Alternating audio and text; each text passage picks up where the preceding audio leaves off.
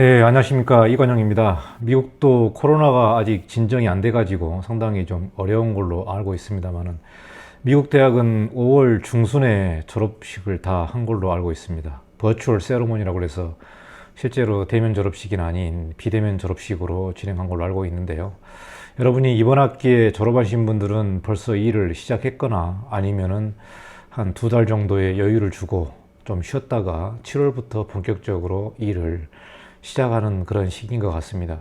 취업을 하신 분들은 안도의 한숨을 가지고 여러분이 일을 하겠습니다만은 요즘 코로나 때문에 사실 경기가 어렵다 보니까 취업하기가 쉽지는 않을 것 같습니다. 그래서 인터뷰를 준비 중에 있는 분들이나 또 여기저기 사무소를 알아보고 계시는 분들이 있을 것 같아요. 오늘은 이관용의 미국 현지 유학과 취업하기에서 취업과 사무소 규모에 대해서 한번 좀 얘기해 보도록 하겠습니다. 저는 큰 사무소에서 일한 경험이 있고요. 대략 지금은 뭐 한 1000명이 넘은 걸로 지금 알고 있습니다만은 그 당시 때는 한 500명 정도 됐었고 굉장히 큰 사무실이었고 그 다음에는 작은 사무소에서 일을 좀 했었는데 대략 한 40명 정도 되는 중규모 사무소에서 일한 경험이 있습니다. 큰 회사와 작은 회사를 다니면서 좀 느낀 것도 좀 있고 여러분이 나중에 유학을 하고 한국에 들어올 생각이 있는 분과 또 미국에서 바로 정착하실 분들은 좀 전략을 잘 세워서 사무소 규모를 선정하는 것도 중요할 것 같습니다. 그래서 오늘 취업과 사무소 규모에 대해서 한번 얘기해 보도록 하겠습니다. 자, 한국이나 미국이나 졸업할 때쯤 되면 설계사무소의 규모에 대해서 고민을 좀 많이 하는 것 같습니다. 대규모 사무소로 가느냐 아니면은 중소규모 사무소를 가느냐 아니면은 아주 작은 아틀리에 사무소를 가느냐 이런 고민이 있을 것 같은데요. 제 개인적으로는 지금 경기가 매우 어렵기 때문에 과연 어느 규모의 사무소가 잘 버틸 수 있을지 그게 제일 중요한 것 같아요. 큰 사무소든 작은 사무소든 작은 사무소 같은 경우도 또 일이 많은 사무소가 있기 때문에 여러분이 이걸 선택할 때 어떤 사무소가 이 불경기에 잘 버틸 수 있을까 그게 좀 고민인 것 같습니다. 한국도 마찬가지거든요. 한국도 대형 사무소 같은 경우는 전반적인 경기가 어렵다 보면은 사람들을 많이 내보내기도 하고 또 작은 사무소 같은 경우도 굉장히 좀 어렵습니다만은 또 일이 많은 사무소가 있기 때문에 이거를 잘 찾아서 가는 게 제일 중요한데요. 그냥 일반적인 이야기로 보자면 아무래도 작은 사무소보다는 큰 사무소가 조금 더 버틸 여력이 더 있지 않을까라는 생각이 들거든요. 그래서 좀 중규모 이상의 사무소를 가는 것도 좀 중요할 것 같습니다. 그래서 취업과 사무소 규모에 관련된 주제를 가지고 좀 얘기를 해보겠는데요. 자, 큰 사무소냐 작은 사무소냐. 먼저 큰 사무소에 대해서 한번 좀 얘기해 보도록 하겠습니다.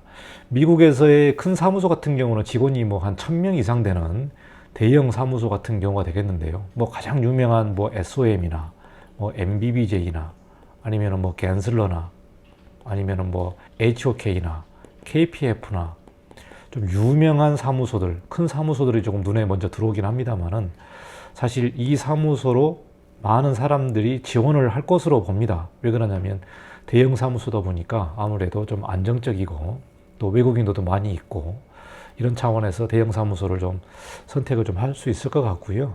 작은 사무소 같은 경우는 여러분이 유명 건축가들 있지 않습니까? 유명 건축가들의 사무소가 아마 작은 사무소에 좀 가볼 만한 매력이 있을 것 같아요. 안 그러면은 대학 근처에 있는 대도시에 조금 일이 많은 좀 디자인하는 사무소들 이런 경우 그리고 자기 학교의 동문 출신들이 하고 있는 어떤 중규모 그런 건축사 사무소가 생각을 할 수 있을 것 같습니다.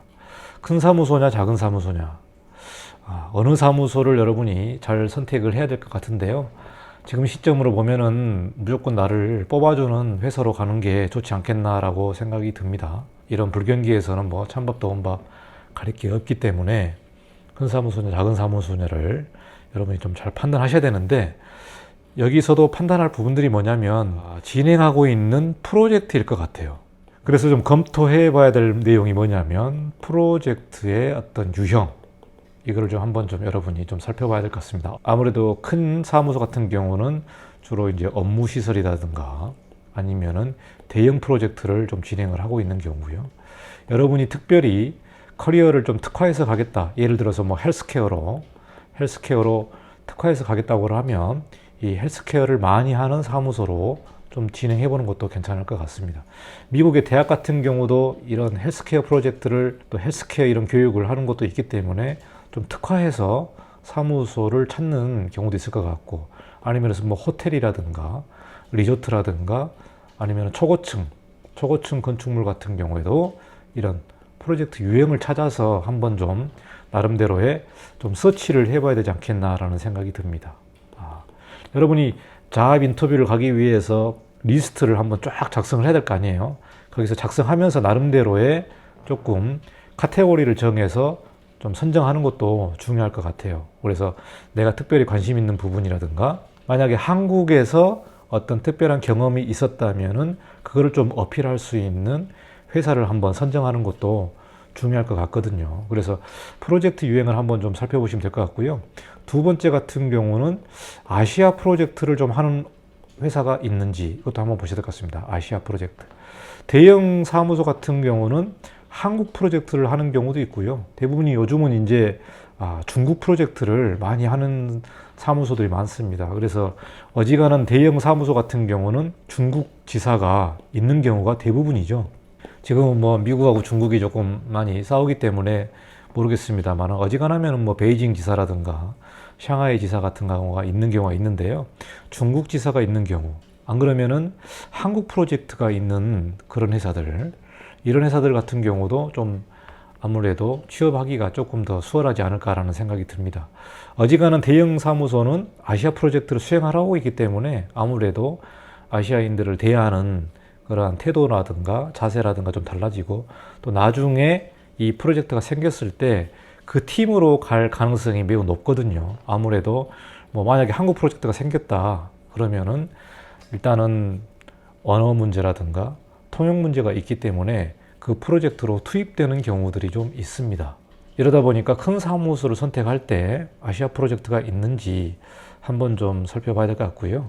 세 번째는 이제 복지 부분이 되겠는데요. 복지 부분이라는 것은 이제 뭐 비자라든지, 그 다음에 영주권이라든지, 또 변호사 비용이라든지, 안 그러면은 다른 혜택 사항들을 좀 여러분이 살펴보시면 큰 사무소하고 작은 사무소의 어떤 비교가 좀 될 걸로 보고 있습니다.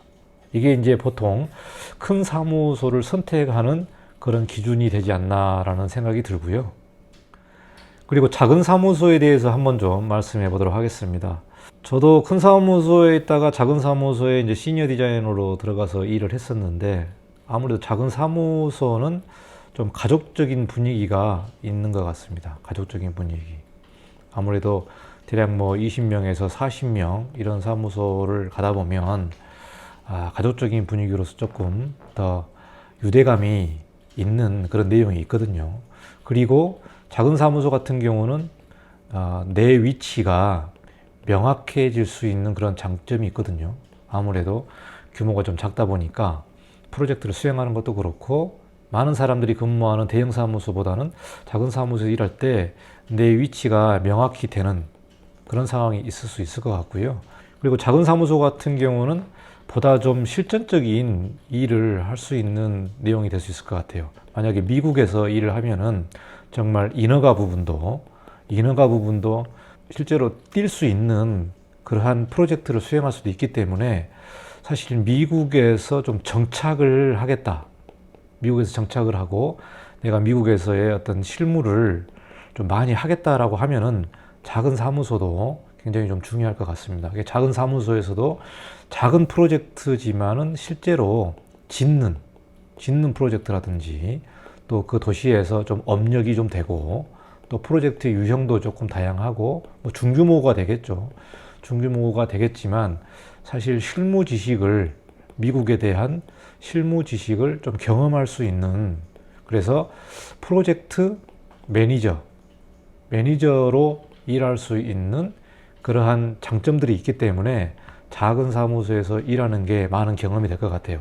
처음에 일할 때 경험할 때는 상당히 고전을 한다고 합니다. 왜 그러냐면은 한국에서도 인허가를 내려면은 상당히 좀 쉽지는 않잖아요. 근데 미국에서 어느 도 다른 부분에서 이렇게 프로젝트 매니저를 하고 인허가를 내고 실무 지식을 쌓다 보면 고생을 하지만은 아무래도 스스로의 자신감이 상당히 좀 높아지고 또 프로젝트 매니저의 길을 갈 수 있는 그런 기반을 마련할 수 있는 부분이 이런 작은 사무소의 장점이기 때문에 이런 여기에서 자기의 입지를 명확하게 한다면 사실 매우 중요할 것 같아요. 또 디자이너로서의 작은 사무소에서 장점을 가지고 특화돼서 일할 수 있는 그런 기회도 있을 것 같습니다. 왜 그러냐면 사실 큰 사무소냐 작은 사무소냐의 가장 또 중요하게 생각하는 부분은요, 자신의 디자인 능력도 굉장히 중요하거든요. 그래서 디자인 능력이 뛰어나신 분들은 뭐 큰 사무소 가도 되고 작은 사무소 가도 되는데 자기의 그 디자인 능력의 밸류를 많이 끌어올려서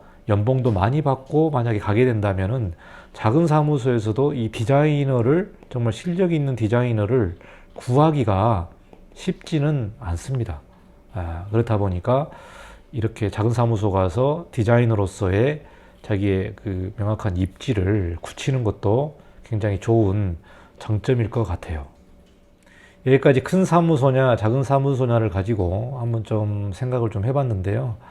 저희 큰 사무소 다닐 때는 사람들은 굉장히 많지만은 이 교류가 상당히 좀 쉽지는 않더라고요. 왜 그러냐면은 팀들이 여러 가게 나눠지고요. 또 프로젝트별로 팀이 다 나눠지기 때문에 사실 만약에 하스피탈리티 팀에 들어갔다 그러면은 그 팀의 보스하고 직원 몇 명, 한 대여섯 명 정도만 이렇게 교류가 있거든요. 그러니까는 큰 사무소에서 많은 사람들이 있지만은 실제로는 그 팀 단위로 움직이기 때문에 큰 교류는 없지만 사실 이제 회사가 너무 크다 보니까 자기네 좀 존재감이 많이 좀 떨어지는 경우가 있었던 것 같아요.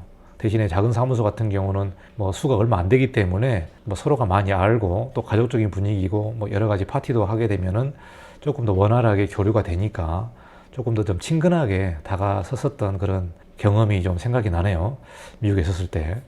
그래서 오늘 큰 사무소냐 작은 사무소냐 가지고 여러분이 좀 잘 판단하셔가지고 한국에 들어올 생각이 있다, 한국에 대형 사무소 들어올 생각이 있다 그러면 큰 사무소로 가는 게 좋을 것 같기도 합니다. 아무래도 한국에 프로젝트가 할 수도 있고 또 대형 사무소의 시스템을 여러분이 판단할 수 있기 때문에 한국에 여러분이 들어와도 대형 사무소로 들어갈 확률이 매우 높거든요. 유학을 하고 들어와서 작은 사무소보다는 대형 사무소 갈 확률이 높기 때문에 그런 경험들을 쌓는 것도 중요할 것 같고요.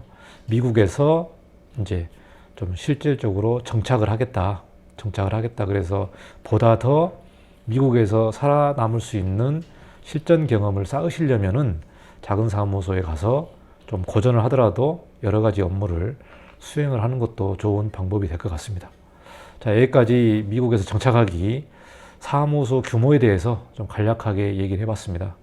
다음 시간에 또 뵙도록 하겠습니다. 서바이벌 하시기 바랍니다. 감사합니다. 이관영이었습니다.